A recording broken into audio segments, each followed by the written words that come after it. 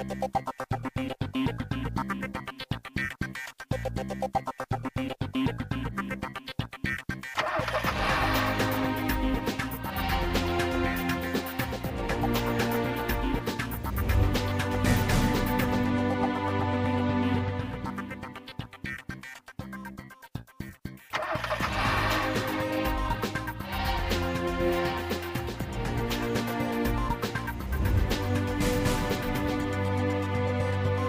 there folks, welcome to a brand new episode of CNB. I'm Siddharth Vinayak Partner. We've got lots packed into the show today for you. We're going to start at a different end of the spectrum than this orange Audi TT that's standing with me. I'm talking about a car that's going to come in and possibly shake things up at the entry level end of the market. We're talking about the Datsun Go. We've talked about it for months. Now it's time to drive it. Bala was in Hyderabad for our first look at the new hot hatch from Datsun.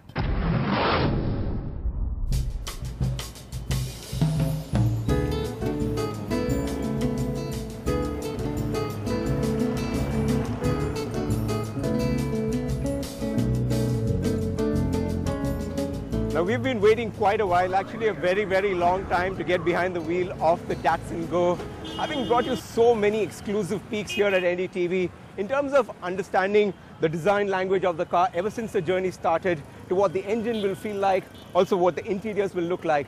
But it really all boils down to this: driving it in city traffic like this, on these narrow lanes around the Charminar and in regular city traffic, to really test out the true characteristics of the Datsun Go.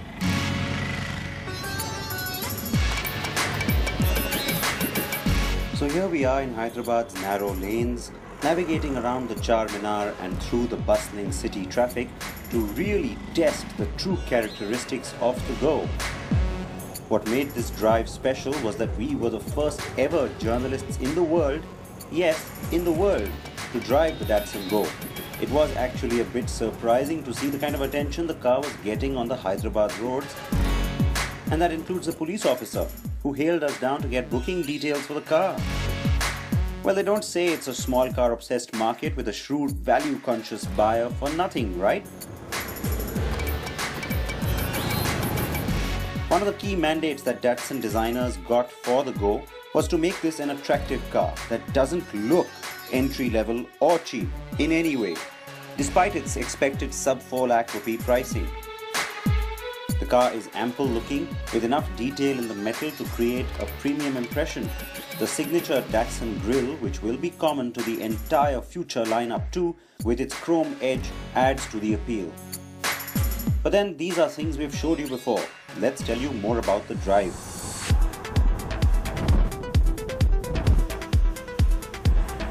Before we got into the hustle and bustle of the city, we had begun on the highway. Out on the highway, the Go stayed stable even at speeds over 100 km per hour, and just to see how long this would last, we kept it at 3-digit speeds for a few kilometers, just to watch for any rattles or vibrations. Happy to report that the Go didn't flinch. But the rather poorly insulated cabin does leave you a bit concerned, as all the road, traffic, wind and engine noise filters into the cabin far too easily. The Go's suspension is decent but not excellent. The ride is not a cushiony one, but if you compare to the rivals, the Go still feels more mature and ample. You can feel a few vibrations when the car is idling though. The 1.2-litre 3-cylinder petrol engine has been carried over from the Micra and has similar figures to that entry active variant on the Micra. It's obvious at word Go that the engine has a bias towards efficiency and not performance, but it still does perform quite well and has a spring in its step. The 5-speed manual gearbox though is not the smoothest. Downshifting in particular is not fun, and the gearbox comes across as a bit clunky, especially the shift from third to second. Datsun claims a fuel efficiency figure of 20.63 km to the litre, which sits just below the Hyundai Eons, but more importantly, above the Maruti Suzuki Alto in the mileage charts. So then, let's get back to that city traffic now. And by the way, we hit Hyderabad in the middle of evening rush hour traffic, And yeah, that was the perfect challenge for a car claiming to be ideal for city driving conditions, right? Now the car is capable in this arena too. There is no perceptible drop in power when you turn on the air conditioning either, and that AC is strong and effective. There's not a whole lot of gear changing required in traffic either, so the engine's low-end torque has been paid attention to, even though peak torque, remember, only kicks in at 4000 RPM.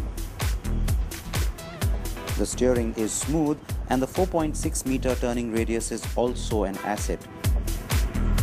Maneuvering in and out of tight traffic or tough parking situations is good. Inside the Go, things are all about space and convenience, but not about impressing you, as is the case with exterior design. Again, compared to the Alto 800, and it will look good, but the Eon's cabin exudes more flair. And while Datsun may be very thrilled with the front bench seat, saying that it gives you the convenience of being able to slide out from the other side in a tight parking situation, we are worried that this may only encourage a third front passenger, which is a safety disaster.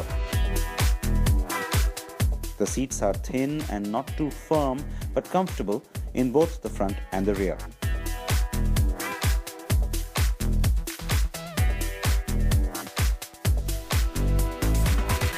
A couple of important accessories that Datsun is offering on the dash is on the mobile docking station, which can be replaced by a regular music system. Also, this front connected seat, the middle part, can be replaced by an armrest. So, the risk of having a small passenger here will go away if it's replaced by an armrest, and that as an option, as an accessory, will be something that a lot of consumers will look at. Currently, no airbags are being offered on any of the variants, but Datsun is considering the possibility of offering it as an accessory sometime in the future. The instrument cluster is bland to look at, but comes packed with useful information like a gear shift guide on the speedometer and a trip computer for average fuel consumption readings. In fact, a digital display is a surprise. The cabin does offer lots of storage space below the dash and bottle holders on the driver and passenger doors. Some of this practicality and functionality makes up for the unappealing plastics to some extent. And now let's tell you all about the cargo space. To test the boot of the Go, we loaded and loaded and loaded. Okay, fine, these weren't really big suitcases, but the medium-sized bags we had fit comfortably and without a fuss. Very impressive for a car that claims to be an entry hatch, right? And that boot volume comes in at 265 litres, which is more than the Maruti Swift's 204 litre space. With the launch in a few weeks, Datsun has a reasonably strong product on hand. Could it have been better? Sure, but we won't judge just how much better until actual prices are announced for the 3 variants that will drive in just a few days. Prices promise to stay below 4 lakh rupees, but Datsun will still need to go all out and boost the existing Nissan service network to have any real chance of being able to take on India's best-selling entry hatchbacks like the Maruti Alto K10, Alto 800 and the Hyundai i10 and Eon.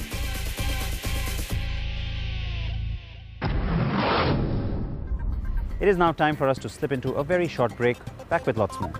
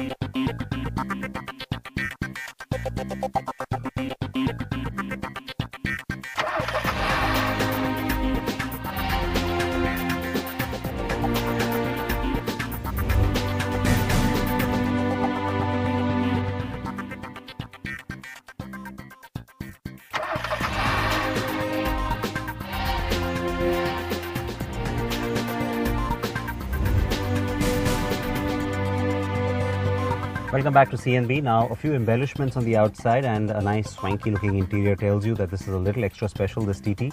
Well, yes, you get sports seats with embossing which tell you this is the S line. Now, I want to quickly open up the NDTV app on your smartphone or your tablet and take a look at the second screen. Lots and lots of questions from lots of you, but picked out a couple of them today. Medhavi is asking if the Toyota Fortuner is still the most relevant SUV in its class. And a related question coming from Mansoor, who wants to know what is the best SUV to buy in the 20 to 25 lakh rupee price bracket. Well, I'll tell you what. First up, the Fortuner remains extremely relevant. Why?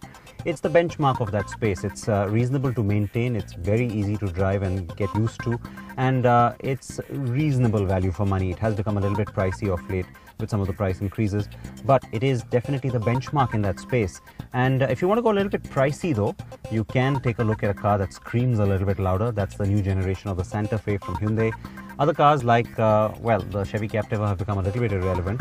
However, you can look at the value route and get lots of features on board with the SsangYong Rexton as well, that is on offer from Mahindra. So yeah, there is still a fair amount happening. You could of course just throw caution to the winds, throw the SUV out as well, and go ahead and get something in the same price bracket, which is from one of the premium brands like the Mercedes-Benz A-Class. So any questions you have for me, go ahead and post them on that second screen. Now, the Audi TT has been around in this second generation since 2006, so it is pretty much time for a change, and that's exactly what's going to happen right now. In fact, as we speak, we've got the brand new third generation that's taken its covers off at the Geneva Motor Show. Before we go into that though and show you the other big highlights from Geneva, I want to quickly mention it's been a really successful generation for Audi. You've also had the S and the TT RS that have been spawned from this car, and it continues to do well even as it's an outgoing model that's leaving the market. So pretty remarkable for Audi. It takes on a wide variety of cars, right from the Peugeots and some of the Renaults in Europe all the way up to the Porsches, and so it's done well. The third generation, greater expectations. Here are the big highlights from Geneva.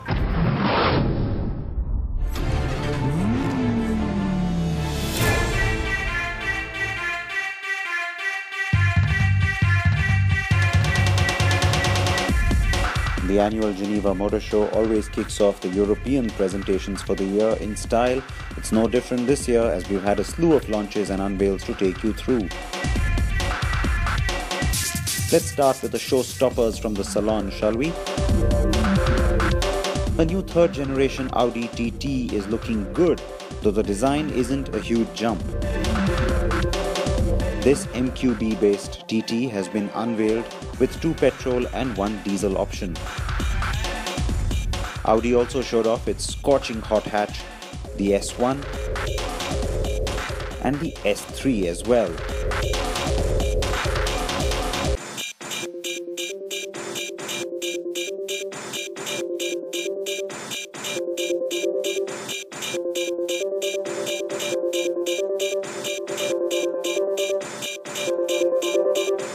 Also red hot is the Ferrari California T, going turbo of course. The 3.9-litre turbocharged V8 has 560 brake horsepower output, which is a whole 70 horses more than the previous engine, and also throws out nearly 59% more torque.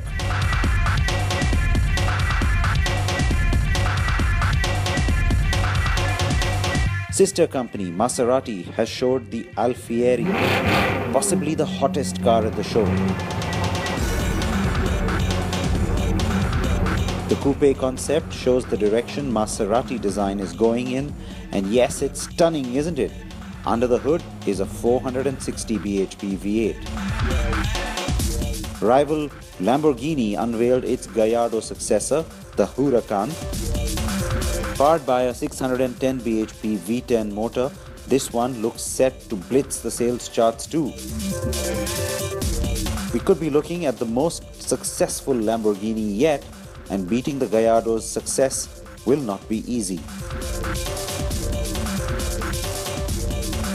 Staying high-end, and it's the S-Class Coupe from Mercedes-Benz. It's 5 meters long and it's just got 2 doors. The rear isn't as opulent as we would have liked, but this is a bold and hot car nonetheless.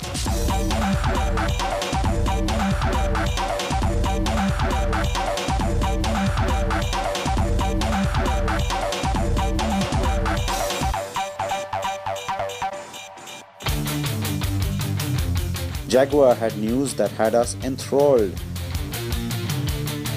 As expected, it's finally come clean on the 3 Series and C-Class rival. The new car will come in 2015 and it will be called the XE, and it will use JLR's all-new aluminium architecture first showed on the CX-17 concept.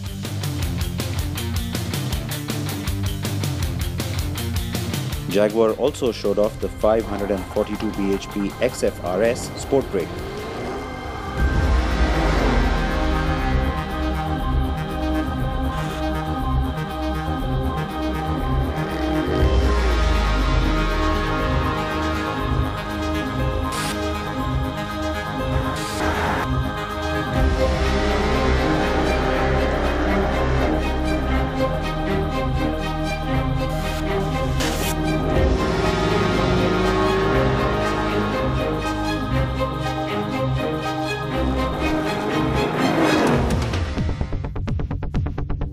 The Mercedes-Benz B-Class has a direct rival. The BMW 2 Series Active Tourer is a front-wheel drive and shares the UKL platform with the new Mini Cooper that we showed you last week. There are 2-litre petrol and diesel units on offer. Group companies Mini and Rolls-Royce had new metal too at Geneva. Mini has the new generation Clubman concept car.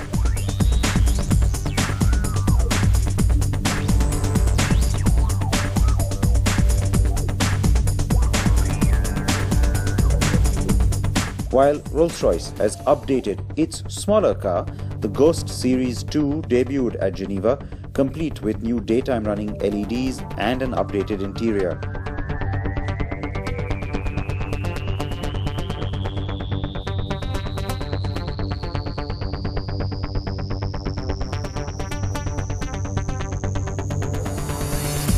Volvo continues its design onslaught. This time it's the third of the lot, the Estate concept, which means future station wagons will look way hotter than ever before, right? Volvo also showed the new Apple iOS-based in-car communication system, CarPlay. The show also saw the debut of the much-anticipated McLaren 650S sports car that showed up in coupe and convertible forms. The car shares the MP412C's platform and 3.8-litre 641 bhp V8 motor. Meanwhile, the other big talk of the show, the new generation Renault Twingo with a rear engine.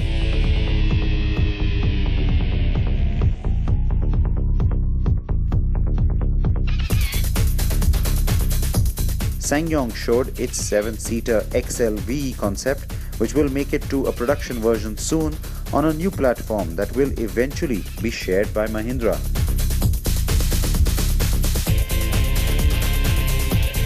Hyundai showed new design direction with the Intrado crossover concept. But the stunner was the design concept from Škoda. The Vision C has a coupe-like rear and points to what future Škodas will look like. And finally, the facelift we care about, the Volkswagen Polo has a makeover, but you have to look hard to spot the subtle changes. There are LED headlamp elements and a new 1-litre TSI motor, but sadly, we may not get either of those in India.